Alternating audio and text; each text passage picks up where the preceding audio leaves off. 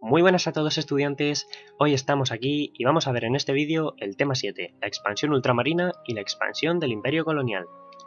Vamos con el punto número 1, que es el descubrimiento de América. A lo largo del siglo XV, Portugal y Castilla buscaron en el Atlántico las rutas para llegar a Oriente, Catay y Zipango, a lo que llamaban las Indias. En este contexto, el geógrafo y navegante Cristóbal Colón propuso llegar a las Indias por Occidente.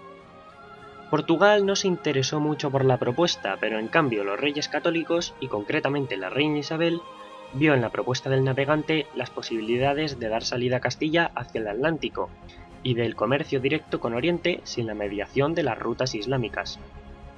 Tras firmar un acuerdo con los reyes, que se llamaba Capitulaciones de Santa Fe, en abril de 1492, en el que se establecían las condiciones y compromisos de ambas partes de la expedición, Colón partió del puerto de Palos de la Frontera con 3 naves, que son la Pinta, la Niña y la Santa María, el día 3 de agosto. El 12 de octubre de 1492, la expedición llegó a la isla de Guanahani, a la que llamaron El Salvador. Más tarde descubrieron Cuba y Santo Domingo. En todo momento, Colón pensó haber llegado a las Indias, pese a que hizo 3 viajes más. Es en 1498 cuando alcanzan por primera vez el continente, que recibió el nombre de América en honor al geógrafo Américo Vespucio, que fue el que difundió la idea de que Colón no había llegado a las Indias, sino a un nuevo continente. Y ahora llegamos al punto número 2, la conquista y colonización. Tras el descubrimiento, a lo largo del siglo XVI, se produjo una gran expansión territorial en el Caribe y en América, a través de la firma de capitulaciones, donde se establecían las condiciones de la conquista entre la corona y los conquistadores. Vamos a distinguir 3 fases. La primera fase hasta el 1515. Se ocupan las islas del Caribe desde la Española, Puerto Rico, que lo conquista Ponce de León, desde donde se alcanzarán la Florida, Cuba y Jamaica. La segunda fase. Por medio de diversas expediciones, se conquistaron inmensos territorios para la corona, destacando la conquista de Hernán Cortés, que conquistó el imperio azteca, y la de Francisco Pizarro, que conquistó el imperio inca.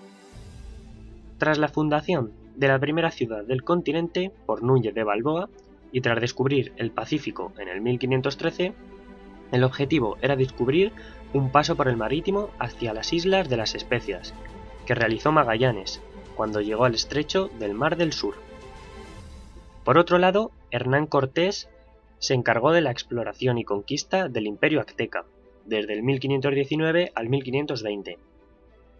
Este territorio será el núcleo del futuro virreinato de Nueva España, que controlará América Central y parte de América del Norte. Cortés entró en Tenochtitlán y obligó a Moctezuma a reconocer a Carlos I. Cortés fue nombrado gobernador de Nueva España. Poco después, Pizarro intenta la conquista del Imperio Inca, donde ejecuta a Atahualpa. Estos éxitos ayudaron a que se desdoblasen las expediciones, que permitieron controlar mayor parte del territorio en apenas unos 50 años del descubrimiento. Y llegamos a la tercera fase, donde se produjeron numerosas exploraciones y conquistas. Orellana recorrió el Amazonas, y Mendoza fundó Buenos Aires y se avanzó hacia el Río de la Plata y el sur. En el Pacífico, tras la primera vuelta al mundo de Magallanes y Elcano, en 1519 al 1520, se conquistaron las Islas Carolinas y las Islas Filipinas. Hacia finales del siglo cesan las expediciones de conquista, pero no las de exploración. Las zonas más frecuentes fueron el norte de Nueva España, que son Nuevo México, California, etc., y al este de Bolivia, donde los jesuitas fundaron las reducciones, que son núcleos de poblaciones en los que se debían asentar, o mejor dicho, reasentar a los indígenas de los territorios colonizados, separados de las ciudades donde vivían los españoles. Y llegamos al punto número 3, el gobierno y la administración en el imperio colonial. Inicialmente, el gobierno de los territorios americanos quedó en manos de gobernadores como Cristóbal Colón o Nicolás Obando, que actuaban como delegados del rey. Las instituciones coloniales fueron una copia de las castellanas, convirtiéndose en instituciones estables a partir de 1520. En España funcionaron dos instituciones, ambas presididas por el propio rey. En primer lugar, la Casa de Indias, que era una casa de contratación en las Indias Occidentales, creada en el 1503, con sede en Sevilla. Su función era el control de toda la actividad económica entre España y los territorios conquistados, y en segundo lugar, el Consejo de Indias, creado por Carlos V en el 1524. Era un tribunal de justicia y un organismo consultivo en materias eclesiásticas, legislativas y de gobierno, con facultad para proponer leyes y nombrar cargos. Por su parte, en los territorios coloniales se crearon varias unidades administrativas territoriales, los virreinatos como el de Nueva España, el de Nueva Granada o el de Perú, con gran autonomía política y a cargo de un virrey.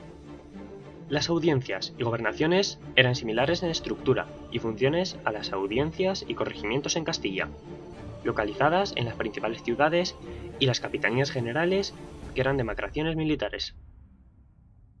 El móvil principal de la colonización fue la explotación de las minas de oro y de plata, y la introducción de nuevos cultivos y animales domésticos en el mundo rural. Los españoles aprovecharon la mano de obra nativa para obtener riquezas de diversas formas. Aquí se implementa la encomienda. Implantada en las colonias, consistía en la producción y descristianización de la población autóctona, a cambio de su trabajo. La encomienda era una nueva posesión intransferible, y al morir el encomendero, las encomiendas debían volver a la corona, pero pronto se volvieron hereditarias. Fue un sistema muy criticado. Tras las leyes nuevas del 1524, se prohibió la esclavización de la población indígena, y quedó abolido el sistema de encomiendas, siendo sustituidas por la plantación, la estancia y la gran hacienda. La mitad era un sistema de explotación de origen indígena andino adoptado por España. Consistía en la obligación que tenía cada población indígena de enviar a las explotaciones coloniales trabajadores durante una temporada del año. Este sistema se impuso en Perú.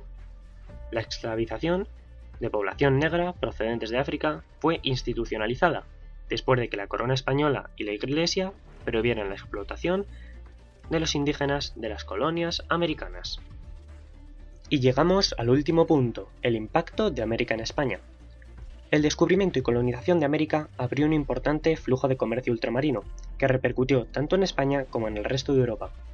La colonización tuvo como primera dimensión económica la búsqueda de metales preciosos.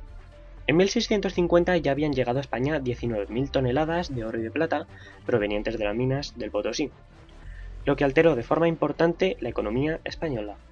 En primer lugar, sirvió para financiar la política exterior y militar de la monarquía hispánica, y asimismo contribuyó a incrementar la subida de precios y la inflación, provocando la pérdida de competitividad en las manufacturas españolas frente a las europeas. La relación comercial entre América y España en la primera mitad del siglo XVI se basó en la exportación de vino, aceite, tejidos, mantequilla, etc. Pero esa demanda empezó a ser cubierta por los países europeos, utilizando a España como un mero intermediario. A finales del siglo XVII, en España tan solo se exportaba el 6% del total de mercancías que llegaban a América. A España y a Europa llegan procedentes de América, además de los metales preciosos, productos como el maíz, la patata, el cacao, el azúcar, el tabaco o la cochinilla, que suponen una diversificación de los productos agrícolas y de nuevas materias primas para industrias como la elaboración de tintes, que un tinte era la cochinilla, también útil para la industria textil. Por último, el descubrimiento y colonización de América aportan un importante desarrollo científico, por ejemplo, las expediciones botánicas, y cultural, marcado por los nuevos conocimientos medicinales o las nuevas culturas.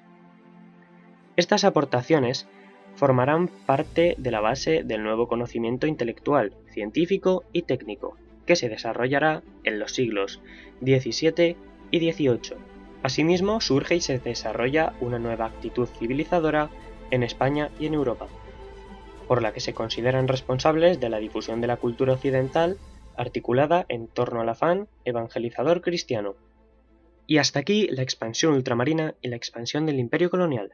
Nos vemos con el siguiente tema. Adiós.